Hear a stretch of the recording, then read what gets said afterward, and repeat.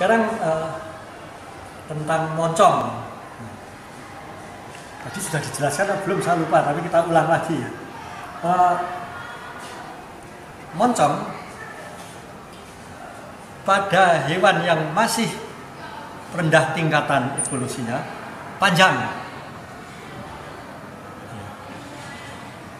Makin maju makin mereduksi. Nah, moncong ini batasnya bukan mata atau apa ya, memang di depan mata pada umumnya ya, tapi ada batasnya yang otak tadi.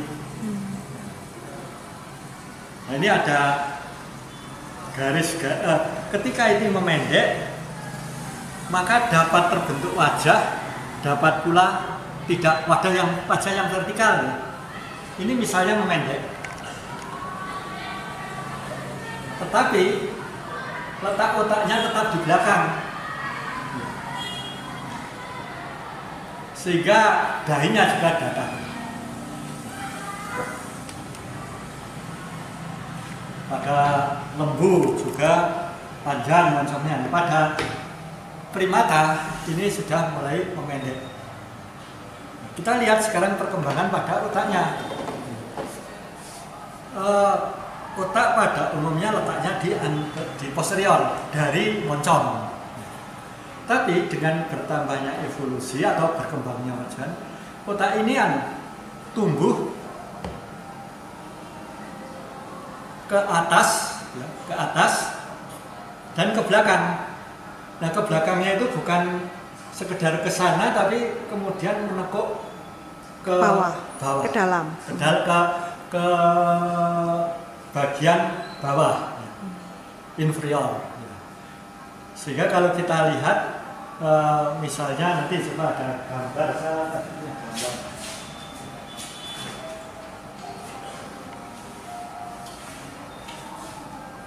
Nah, ini kita lihat di sini ya.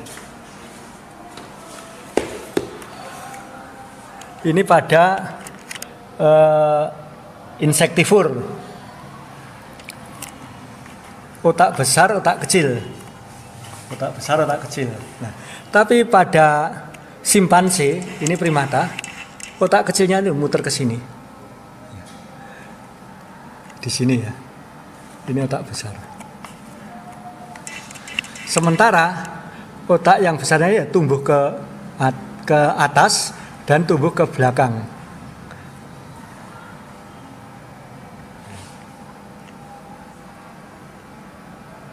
Nah, karena itu ketika tumbuh ke atas, maka pada mamalia yang sudah maju di sini terbentuk dahi. Ya. Dahi, otaknya jadi di bagian bawah, tidak di belakang. Bagian bawah karena ini tumbuh ke sana ya. Ini juga ada cuma dahinya ini masih kecil dibanding dahi manusia. Jadi makin vertikal dahinya, semakin apomorfi. Ini apakah saudara ini mau disebut, kalau ini misalnya disebut dahinya horizontal. Nah, ini pada lumba-lumba lubang hidungnya ada di dahi. Di sini. Soalnya kalau kita berenang, nah ini kan tetap bisa bernafas nanti. Pada Testudinata dahinya ya datar. Pada lembu dahinya bukan datar, horizontal. Nah, perkembangan otak ini saya memiliki gambar ini gambarannya ya.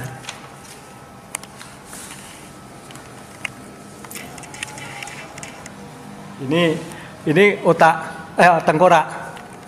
Nah, ini tengkorak simpanse. Ya. Di sini ada garis, banyak garis yang kita gunakan. 1, 2, 3, 4, 5. Ya.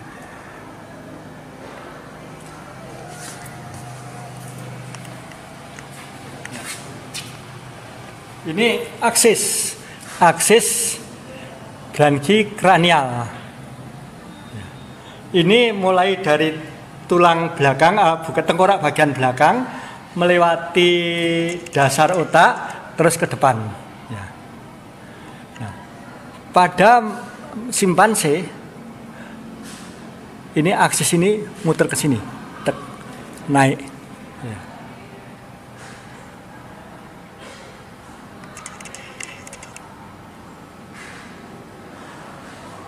Di sini juga mulai naik ini ya, branchi kranial naik, tetapi aksis yang di sini ya, branchi frontal tetap ada, moncongnya ada. Di sini branchi frontalnya turun. Ini letak aksis ini letaknya di sini, di apa namanya, bidang median yang membelahkan lobus kiri dan kanan di lubang hidung, ya. Lobus kiri dan kanan lubang hidung. Di sini terus ada garis imajiner yang menuju ke palatum. Nah, di sini garis itu masih lurus, horizontal bukan lurus. Di sini sudah mulai. Nah, kita lihat letak sudut-sudutnya ini, sudut antar garis juga berbeda-beda. Ya. Letak garisnya yang tadinya lurus menjadi begini, ini malah menjadi begini, makin tegak ya. Jadi ini menunjukkan otak perkembangan tengkorak yang melindungi otak ini akan tumbuh ke atas dan ke belakang sehingga garisnya miring gitu. Sehingga memungkinkan volume otaknya semakin besar. Iya, benar. Sudah tahu gitu loh. Besok bantu. Nah, kita lihat lagi bagian yang lainnya. Tengkorak ini juga dapat untuk membedakan perilaku hewan itu. Vertebrata digolongkan berdasarkan cara berjalannya ya. Itu kan ada yang Pisces ya. Itu vertebrata yang hidupnya di air, bernafasnya dengan insang, bersifat poikiloteron. Yang penting adalah alat geraknya bersih dari sirip, berupa sirip. Dolphin ini bukan ikan, walaupun hidup di air, alat geraknya adalah tungkai, bukan sirip, dan bersifat homoioteron, bernafasnya dengan paru-paru. Ini menunjukkan bahwa nenek moyang dolphin dulu adalah hidup di darat, karena ciri hidup di darat itu adalah bernafasnya dengan paru-paru. Kalau di air itu dengan insang. Nah, yang bernafasnya dengan paru-paru itu disebut tetrapoda. Tetra itu 4, podes itu tungkai, jadi 4 tungkai, artinya bergerak dengan 4 tungkai. Amfibia, reptilia, aves, mamalia. Ada yang benar-benar bergerak dengan tungkai, 4 tungkai, tapi ada juga yang kemudian hanya menggunakan 2 tungkai untuk bergerak berjalan, sedangkan tangan inti untuk memegang. Jadi ada yang namanya bahasa Jawa merangkang ya. Kalau merangkak nanti merangkak juga boleh. Ada juga yang berjalan tegap atau berbeda. Nah, kalau kita berjalan tegak ya, itu ada tengkorak di atas, tentu wajah kita tidak menghadap ke atas, tapi menghadap ke depan. Sebaliknya, kalau yang merangkak itu tidak mungkin pasti begini. Akibatnya apa? Tengkorak ini harus ditarik ke belakang. Kalau di sini ya sebaliknya. Nah, ini letaknya, kemudian di sini ada bidang osipital. Nah ini ada 2 hal pada belakang ini ya. Ini bidang osipital. Ini adalah condylus occipitalis. Ini condylus occipitalis, ini foramen magnum. Foramen magnum ini tempat keluarnya saraf yang menuju ke tulang belakang. Nah, buaya kan tulang belakangnya begini. Ya. Oleh karena itu letak sarafnya juga menghadap horizontal ke belakang, ke ke posterior. belakang. Ini juga begitu. Nah, kondilus occipitalisnya walaupun ini tidak lembukan agak punya leher itu ya, lehernya bisa tegak. Ini agak miring sedikit ke bawah. Ya. Tapi pada dasarnya, nah lumba-lumba, walaupun dia mamalia, tapi kan berenang begini ya, terus tulang belakangnya ke belakang. Pernah lihat lumba-lumba? Pernah Pak. Anu kan di sini ya badannya tidak begini ya. Iya. Lah ini sarafnya jalan. Nah sebaliknya pada ini satu lagi supaya saudara yakin foramen magnumnya yang mengarah ke belakang. Maaf ya. Ini ya. Tapi pada primata yang sudah mulai berjalan tegak, nah ini tidak Ke belakang, tapi mengarah ke bawah. Ke bawah.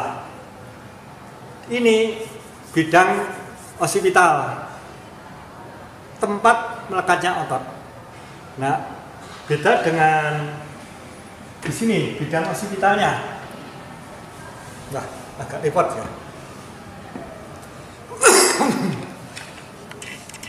Di sini, nah ototnya di sini kan emang. Ini juga di sini. Tapi di sini mulai miring. Otaknya kan miring.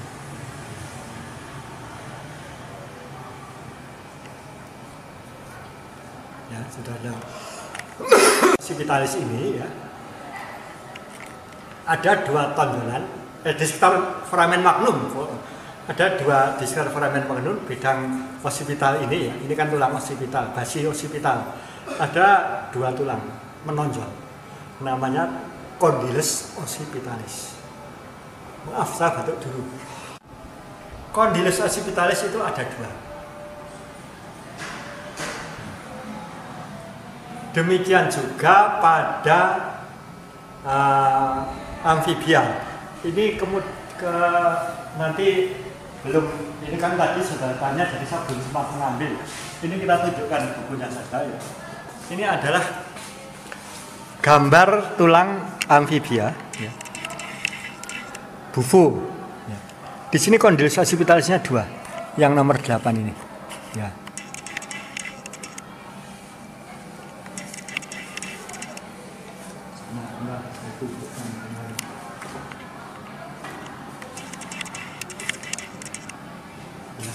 Dua terpisah. Dua dan terpisah. Tapi pada reptilia itu satu. Ini misalnya pada komodo. Satu. Nah, buaya juga satu.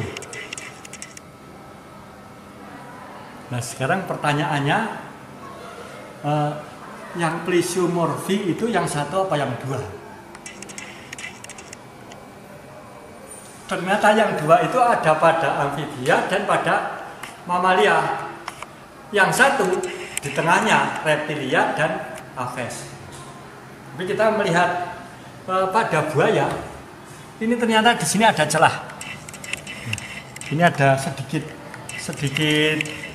sulcus ya. Ini menunjukkan bahwa condylus occipitalis itu dulu dua tapi kemudian menyatu. Lebih mudah menerangkan begitu daripada satu ini kemudian memisah menjadi dua. Apa alasannya? Itu kalau satu memisah menjadi dua kok harus di sini mulainya, kok tidak harus di sini? Nah, contohnya lagi ini pada yang lebih primitif, Testudinata penyu ya. Ini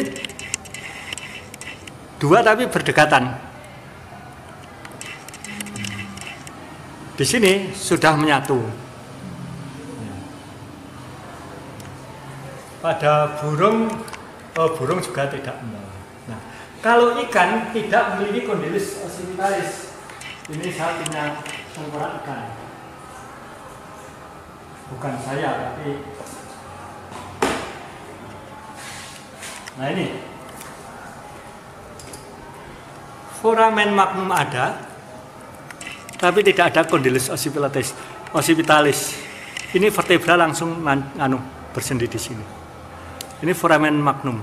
Nah, ini contoh yang lagi agak rusak tapi malah lebih baik karena dengan ini sungguh-sungguh berlatih ini. Ini foramen magnumnya ditusuk dengan kawat. Nah ini juga tidak ada condylus occipitalis. Adanya lempeng vertebra. Pada lembu mamalia, condylus occipitalisnya 2.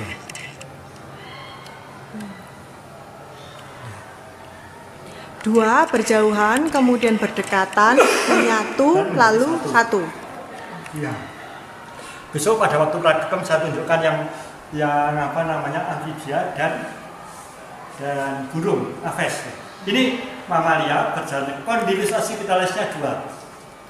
Karena vertebranya di sini. Dia bukan bersendi di sini, numpang di sini. Tapi pada lembu dia agak ke belakang, tapi kan lehernya lembu itu kan bagaimanapun bentuknya kan aneh ya.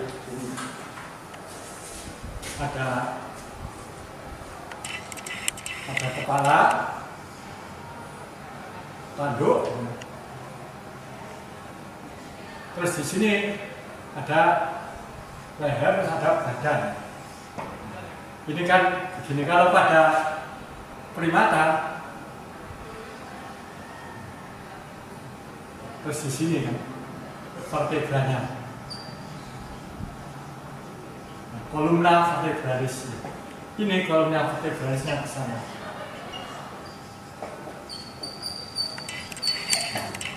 Jadi ini agak mirip. Pada ini dolphin atau lumba-lumba, vertebranya ke belakang, di belakang nih. Maka condylus occipitalisnya juga di samping foramen magnum. Ya, foramen magnum. Nah, itu ada beberapa ciri-ciri yang besok akan kita jatuh. Oh, satu lagi ada gigi.